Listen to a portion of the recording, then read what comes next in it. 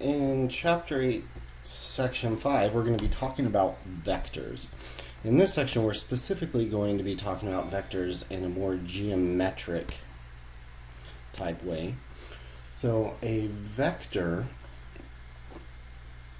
compared to a scalar. So a scalar is a number. So the number 3, negative 13 over 2, pi, or the square root of 5. We wish to compare these with 3 kilometers east. So a vector has both magnitude and direction. So in this case, the magnitude is the length of the vector. So that would be 3 kilometers. And east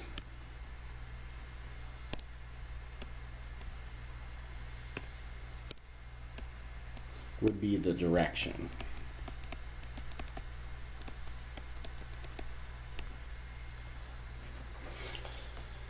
So let's take a look at example 2.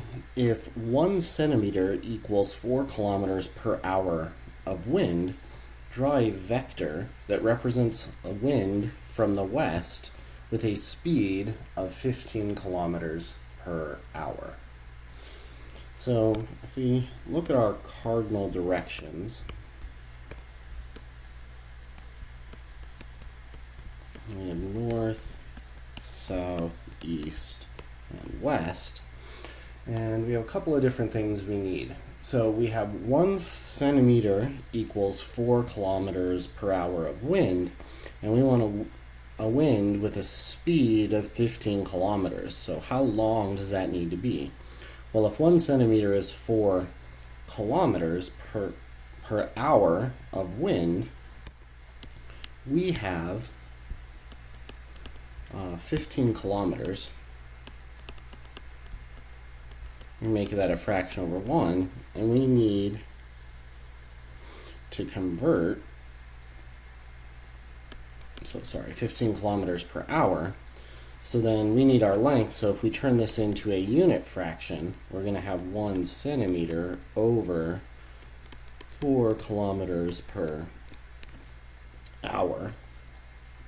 And so then when we divide, those reduce out and those reduce out, and we're left with 15 over 4 centimeters, or 3.75 centimeters. So the magnitude of our vector is going to be 3.75 centimeters, and we want it to come from the west. So it's coming from the west, and it is going to the east. So it's going to look like this, and it's going to have a magnitude of 3.75 centimeters.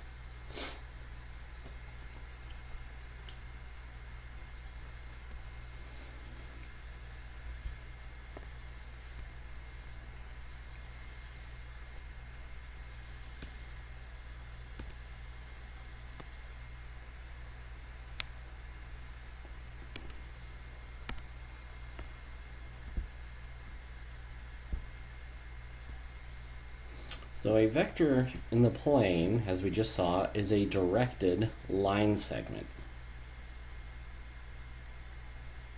2 vectors are equivalent if the following 2 things are true. They have the same magnitude, and B, they have the same direction. So in example 3, we want to determine if the 2 vectors are equivalent. Well, both of these have a magnitude of 2, and both of them come from the west and point to the east. So these 2 vectors are indeed equivalent.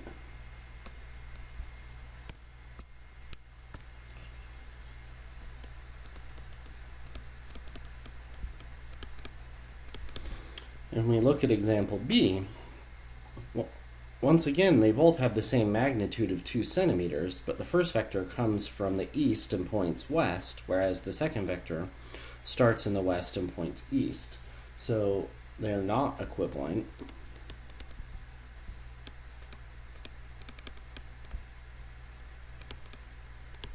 They have different directions.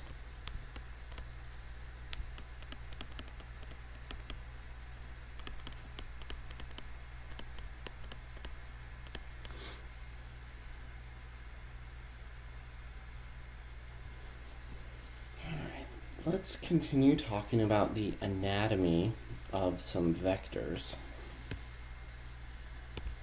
and some notation that goes along with them.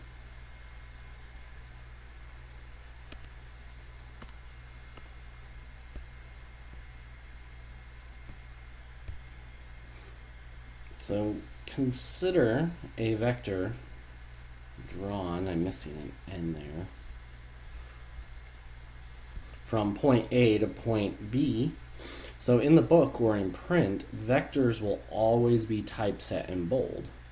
When vectors are handwritten, we will use arrows. So we would have our vector from A to B, which we would denote starting at A going to B, and we would put a little arrow on top. In this diagram, we would note that A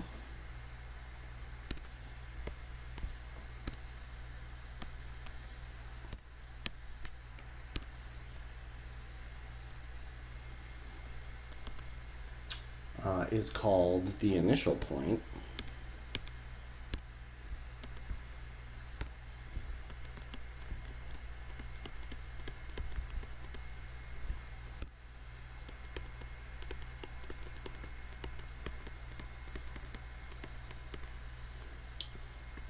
And we will often refer to it as the tail. And B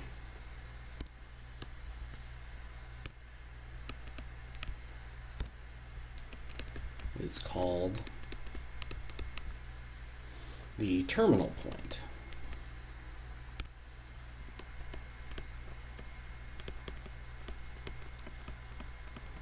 And we'll refer to that as the head.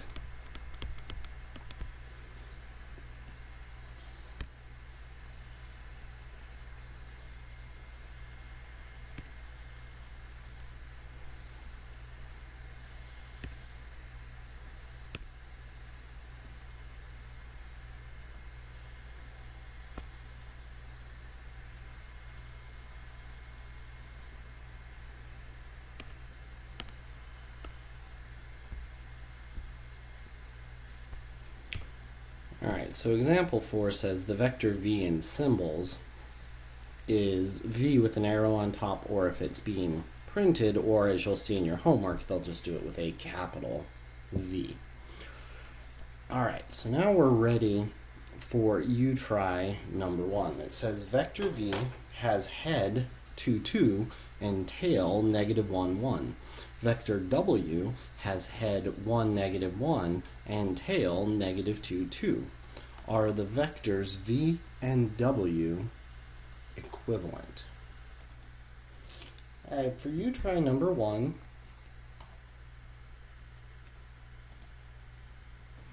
We want to graph each of these vectors. So we have our head and we have our tail. So our tail for vector v is going to be at negative 1, positive 1. And our head is going to be at positive 2, positive 2. And we go from the tail to the head. So we're going to have our directed line segment looking like this. So there's our arrow. And then we have our head and we have our tail here.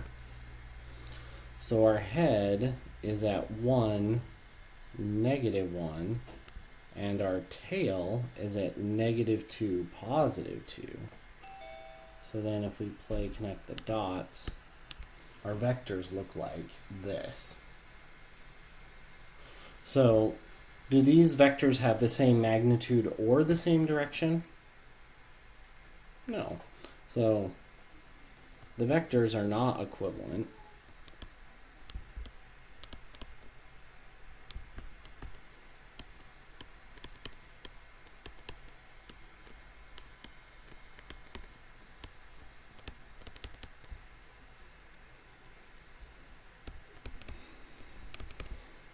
So they don't have the same magnitude and they don't have the same direction.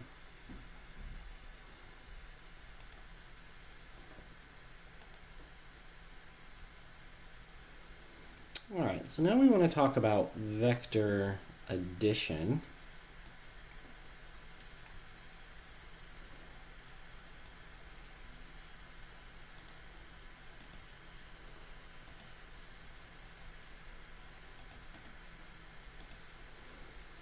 So when we're adding vectors,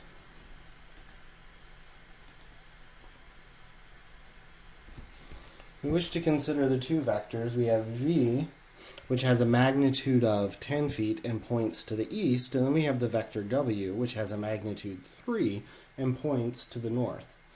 To add two vectors geometrically, we place the vectors tip to tail and construct a parallelogram. So what we're saying is if we take our vector v and we place it tip to tail with our vector w, and then we do the same thing. We now have this and this to create a parallelogram. In this case, since these were at a right angle from each other, our parallelogram is a rectangle. The sum is the diagonal of the parallelogram.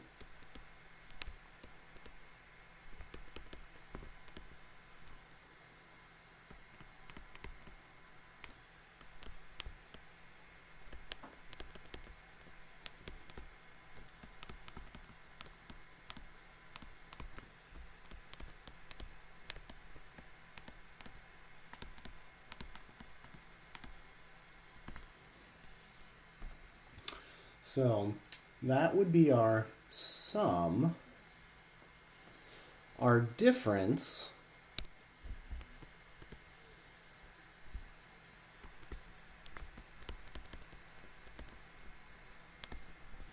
which would be v minus w, is the opposite diagonal.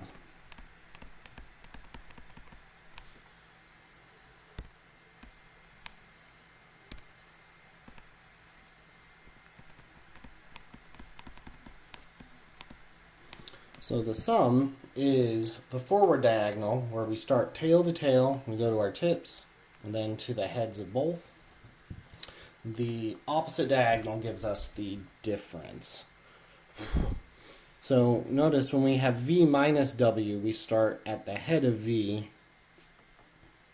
first, and then go this way. If we did w minus v, it would be the vector in the opposite direction, so with the orientation going the other way. All right. In general, we will not have things that make nice right angles.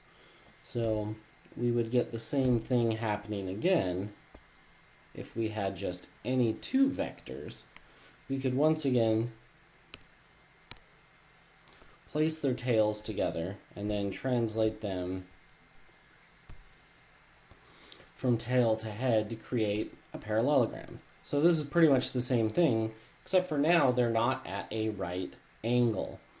And so we would get that the diagonal once again is v plus w, and the difference would once again be the same thing. So that would be v minus w as a vector. So we have this for our parallelogram law. So we do have a fact about parallelograms that we may or may not remember. So parallelogram fact.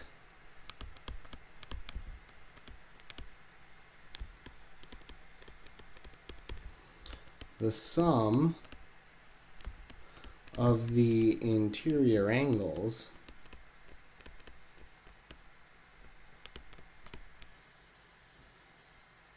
of a parallelogram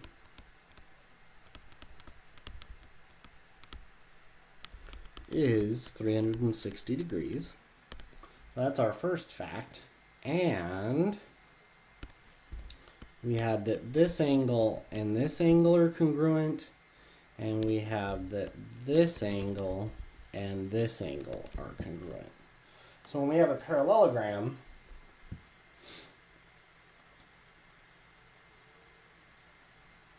we get that the opposite angles are congruent.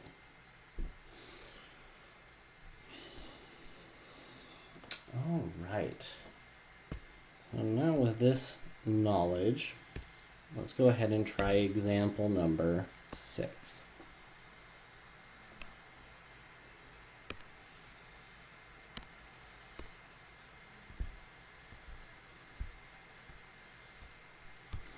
So two forces act on a box perpendicular to each other.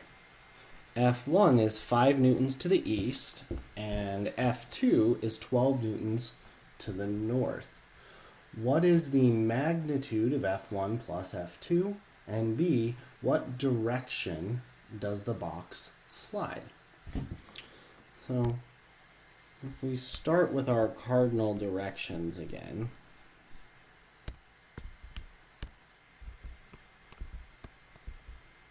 north, south, east, and west. Let's go ahead and color code each of our forces. So if F1 is 5, we have our box. Let's put it here. And F1 goes 5 newtons to the east. And then F2 is going to go 12 newtons to the north.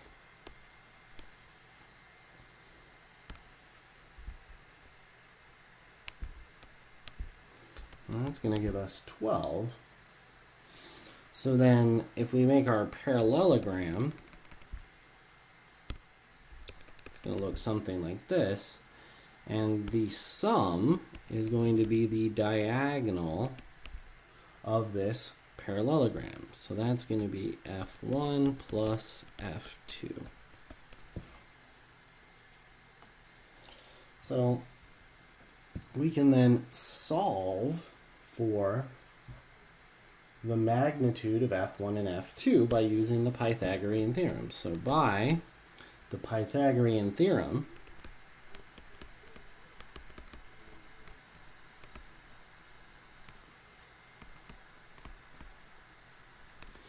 we have 5 squared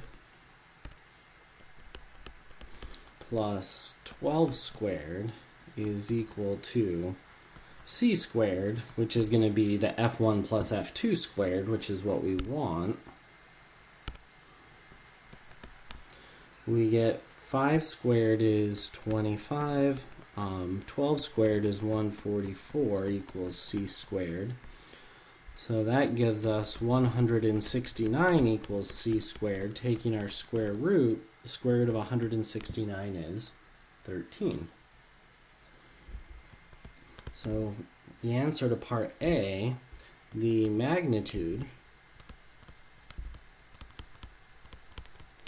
of F1 plus F2 is 13 newtons. And part B asks us, well, what direction is that going? Well, that would be this angle. But we have our right triangle here, and we want this angle theta. Well, we know the opposite and we know adjacent, so that's going to be tangent. So we have that tangent of theta is equal to 12 over 5, or using the inverse tangent, theta is equal to the inverse tangent of 12 over 5. And if we go ahead and grab our calculator,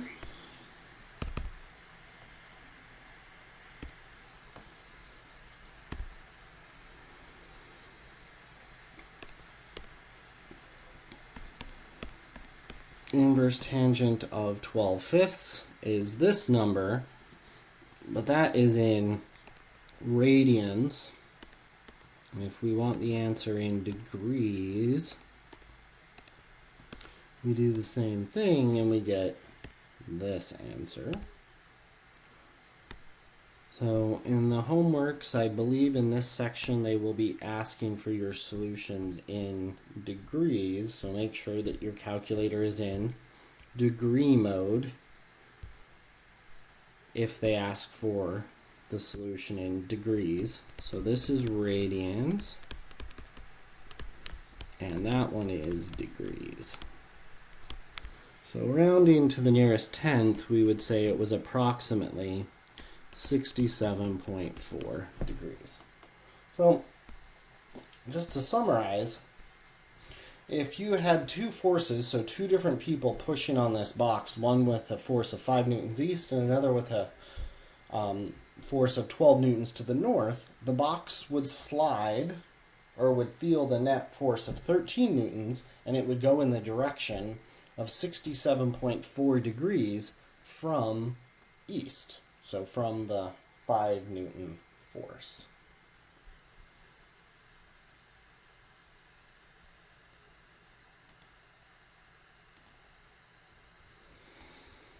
All right, let's take a look at example number 7. So example number 7 is very similar to the previous example, but the difference is going to be kind of like what we saw here. In the first example we had, where we added our vectors geometrically, our parallelogram was actually a rectangle.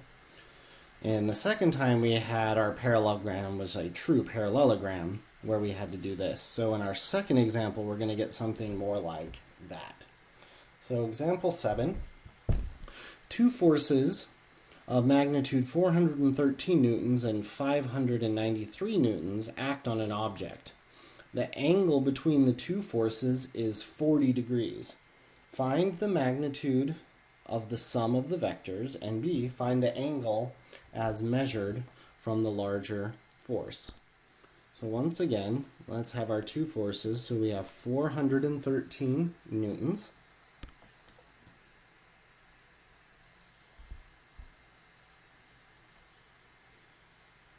And we have 593 newtons. And looking ahead, for part B, we want to find the angle as measured from the larger force. So you don't have to do it this way, but it'll make part B a little bit easier. If we do this is 593 newtons, then we have our other vector, which is 413 newtons. And we make our parallelogram by doing this. And then the angle that we are going to want is this angle right here. And the sum of those two vectors is going to be the diagonal of this parallelogram. So the previous example was a lot easier because it was a right triangle, and we were able to just use the Pythagorean Theorem to find the magnitude. Here, we don't have a right triangle.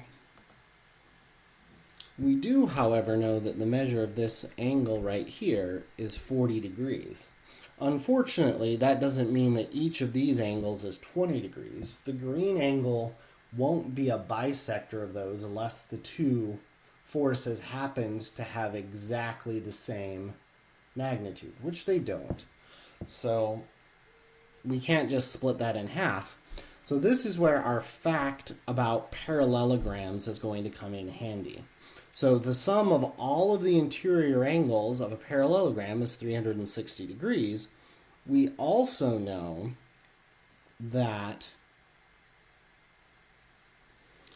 the opposite angles are congruent. So what that really means is 2 times this angle plus 2 times this angle is going to equal 360 degrees. We know that if this is 40 degrees, then this angle must also be 40 degrees. We don't know this angle here, so let's call it something theta. So then we would have 2 theta plus 2 times 40 degrees has to equal 360 degrees. And this is from our parallelogram facts.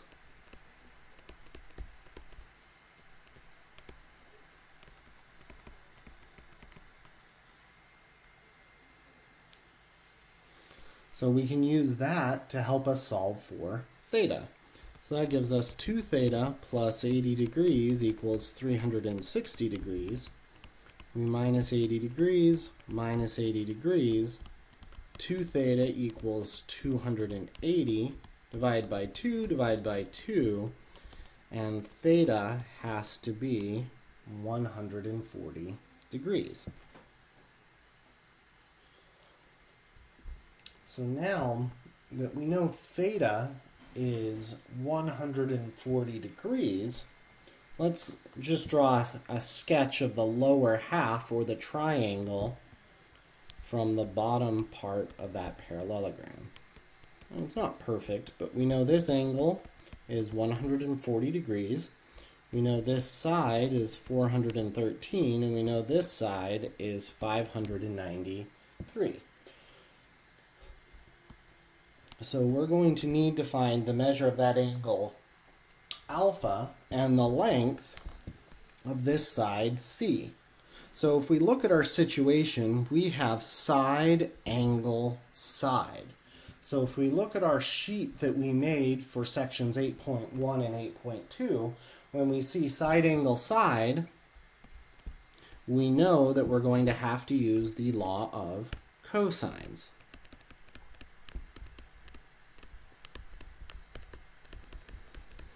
So we're going to use the law of cosines. And the law of cosine says c squared is equal to a squared plus b squared minus 2ab times the cosine of c. So in our case, that c squared is equal to 593 squared plus 413 squared minus 2 times 593 times 413 times the cosine of 140 degrees. So putting all of that into our calculator,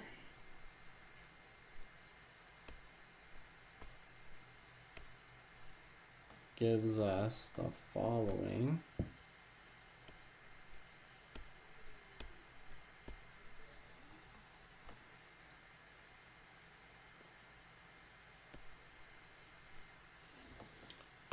Turning on our calculator, 593, oops, that's not 593, 593 squared plus 413 squared minus 2 times 593 times 413 times the cosine of 140.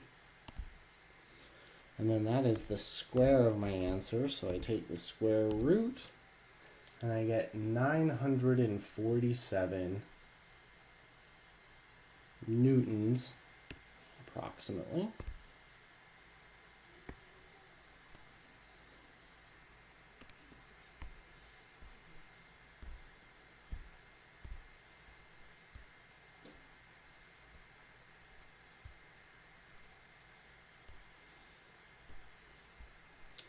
So that gives C is approximately 947 newtons. So now, to get side A, we know side C, we can use We could use the law of cosines again if we wanted to, or it is simpler, we can just use the law of sines now, which would give us sine alpha over 413 is equal to the sine of 140 degrees over 947 newtons that we just found. So then solving this for sine alpha, we multiply both sides by 413, and we get sine alpha equals 413 times the sine of 140 degrees all over 947. Taking the inverse sine, we get alpha equals the sine inverse of 413 times the sine of 140 degrees all over 947. So now putting all of that into our calculator, we have the sine inverse of 413 times the sine of 140 all over 947, and we get 16.27, so about 16.3 degrees.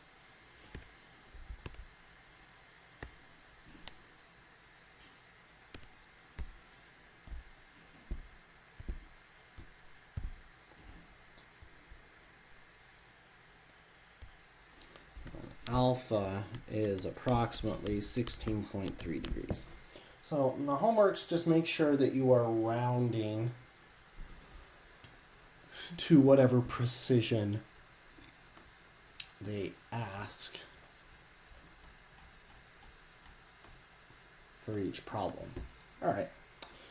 So the next thing we want to talk about are vector components.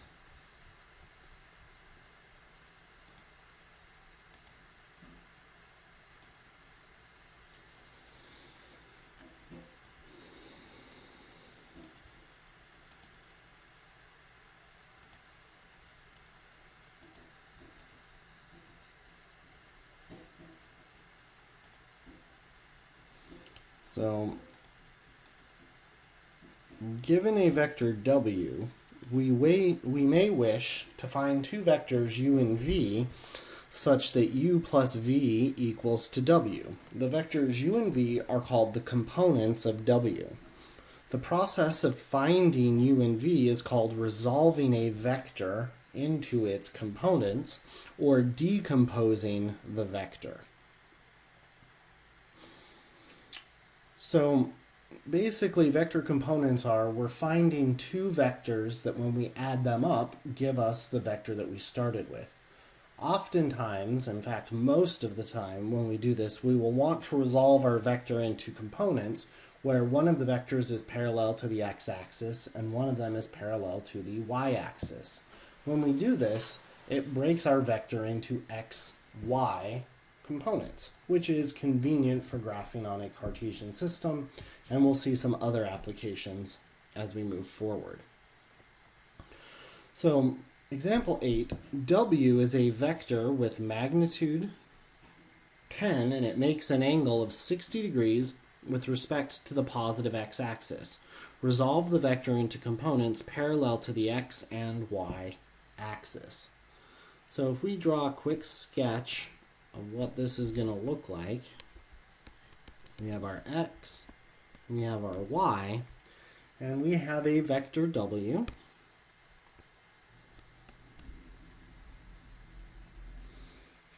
And we know its magnitude is 10.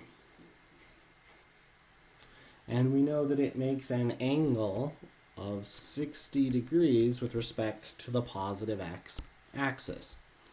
So resolving it into its components would look something like this. So imagine dropping a perpendicular down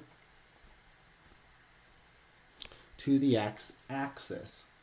So the vector here that I've drawn in green which I will call v, would be the y component of the vector. And if I were to trace a vector from here to here and call this vector u, that would be the x component. So u is parallel to the x-axis, and v is parallel to the y-axis. So we could then solve for the magnitude of each of these vectors. So if I know the hypotenuse, the vector v, its magnitude would be the length of this vector, would be the opposite. So then opposite over hypotenuse, well, that's going to be sine. So we would have the sine of 60 degrees is equal to the magnitude of v divided by the hypotenuse. And if we were trying to find u, that would be adjacent over hypotenuse. So that would be the cosine of 60 degrees would be equal to the magnitude of the vector u all over the hypotenuse. So solving each of these for u and v respectively, we would have that the magnitude of u is 10 times the cosine of 60 degrees, and the magnitude of v would be 10 times the sine of 60 degrees. The cosine of 60 degrees is 1/2, so u is 10 times 1/2, which is equal to 5. And for v, the sine of 60 degrees is square root of 3 over 2. So the 2 divides into the 10 5 times, and we get 5 square roots of 3. So our vector u has magnitude 5 in the positive x direction.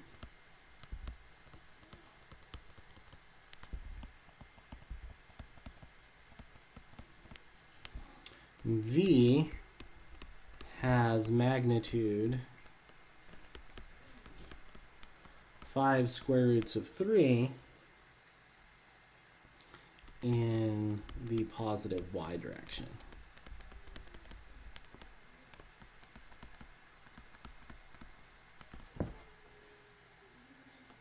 So we've successfully decomposed the vector w into two vectors u and v that if you were to add them together, they would give you the vector w. So u plus v equals our original vector w. All right, so let's take a look at the last example from this section.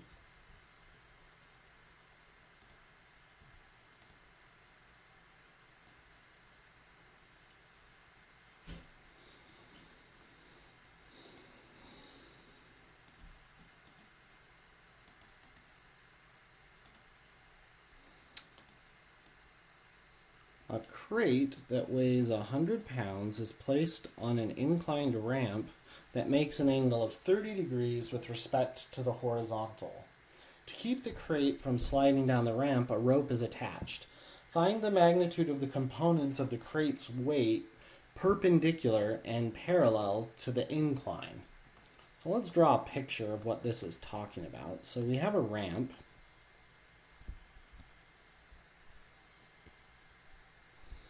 And we're told that the ramp makes an angle of 30 degrees with respect to the horizontal. Sitting on top of the ramp is a crate, and the crate has a weight of 100 pounds.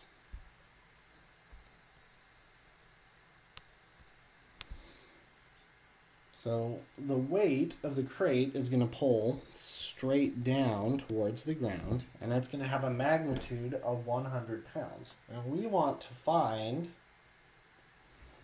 the components of the crate's weight that are parallel and perpendicular to the incline. So for this case, it's going to be easier to visualize our coordinate system as being made by the surface of the crate. So our y is going to be perpendicular to the crate, and our x-axis is going to be parallel to the crate. If that's the case, I could imagine then breaking this vector down to the part parallel to the y-axis, and then the part parallel to the bottom of the crate parallel to the x-axis.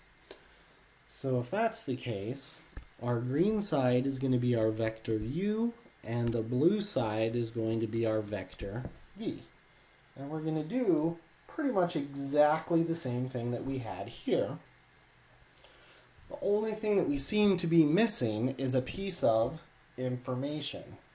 Well, if you think back to your geometry class, since we have a right angle here, then we know that these two angles have to be complementary, and then we have a perpendicular to this, which is going to make these triangles similar.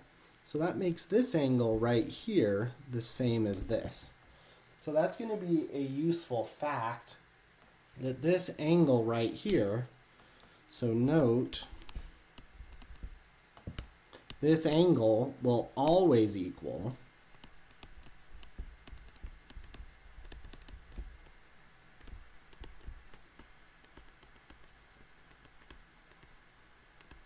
be the same as the incline of the ramp.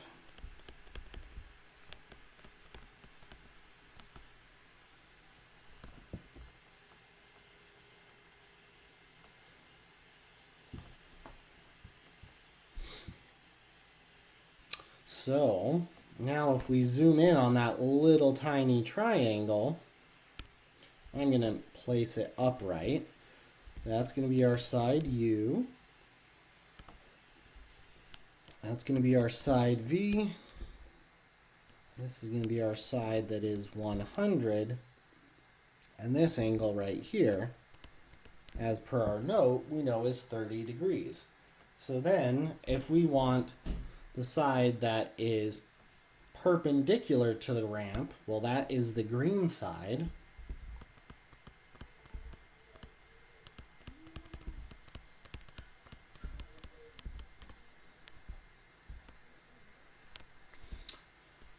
So we want this side, we know that's adjacent, and we have the hypotenuse. So adjacent and hypotenuse is cosine.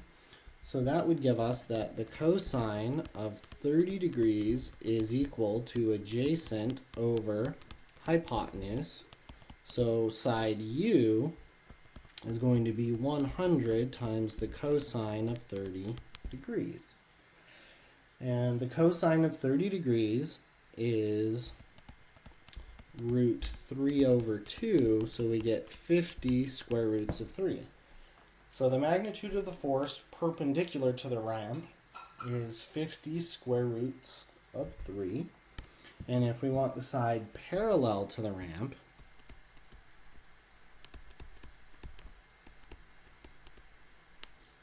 well, that's our side in blue. So that is opposite over hypotenuse, so that's sine. So we're going to have the sine of 30 degrees is equal to V over 100, or V is equal to 100 times the sine of 30 degrees. And the sine of 30 degrees is 1/2. So that's 100 times 1/2, which gives us 50. So then the magnitude of the force that is parallel to the ramp would be 50 pounds. So that would be decomposing the forces of the weight to the force that is parallel to the ramp and the force that is perpendicular to the ramp. So just as a note, in terms of physics, what that would mean then, to keep the crate from sliding down the ramp, you would only need to use 50 pounds of force, even though the crate weighs 100 pounds because the part of the weight that is parallel to the ramp is only 50 pounds. The rest of that weight is being held up by the ramp even though it's on an incline.